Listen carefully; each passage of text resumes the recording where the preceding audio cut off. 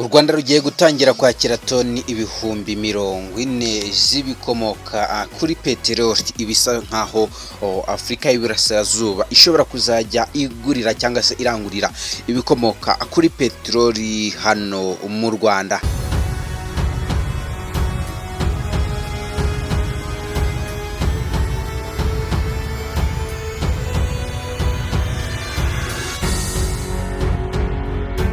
Bahaye ikaze nk'ibisanzwe, iyi ni Habwa TV. Icyo mbibutsa ni uko like na subscribe kugira ngo muzajye mukomeza kubona amakuru atandukanye ndetse n'ibyegeranyo dukomeza kubagezaho umunsi ku wundi.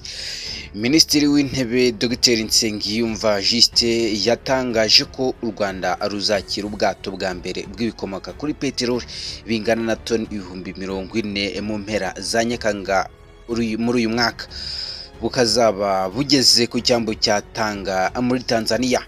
Yabigarutseho ejo hashize ku itariki ya 9 Kamena 2026 ubwo yagezaga ku nteko ishinga amategeko imitwe yombi ibikorwa bya guverinoma byo kongera ubushobozi bw'u Rwanda mu kubungabunga ubukungu n'imibereho myiza y'abaturage,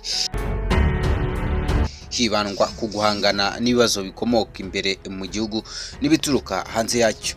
Dr Nsengiyumva yavuze ko binyuze mu bufatanye n'ibihugu bicukura bikanatunganya ibikomoka kuri peteroli n'ikigo cy'u Rwanda gishinzwe ingufu horohejwe uburyo bwo gutumiza ibikomoka kuri peteroli.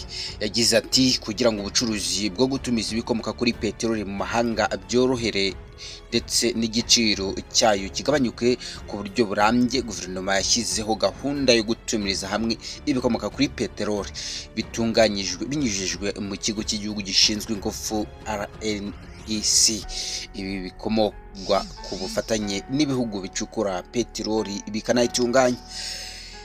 Ndababwira ko ubwato bwa mbere bupakiye toni ibihumbi 40 buteganyijwe kugera ku cyambu cya Tanga muri Tanzania mu mpera za Nyakanga 2026, kandi buri kwezi tuzajya twakira ubwato.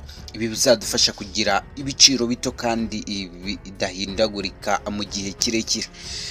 Ku itariki ya 29 Kamena 2026 u Rwanda rwagiranye na Kenya amasezerano y'ubufatanye ajyanye no gutumiza ibikomoka kuri peteroli binyuze ku cyambu cya Mombasa.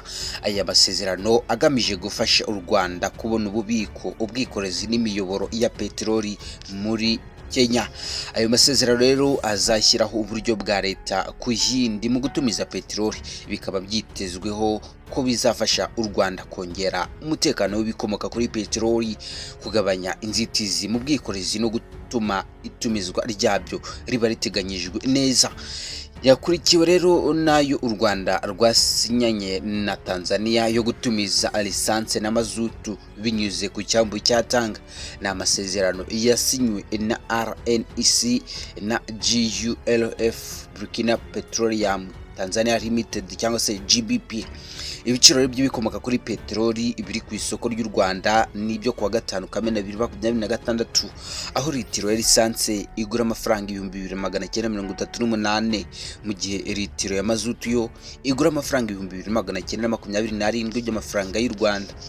Ndabashimiye, icyo mbibutsa ni uko like na subscribe kugira ngo tuzajye dukomeza kubana mu makuru atandukanye tugenda tubagezaho umunsi ku wundi.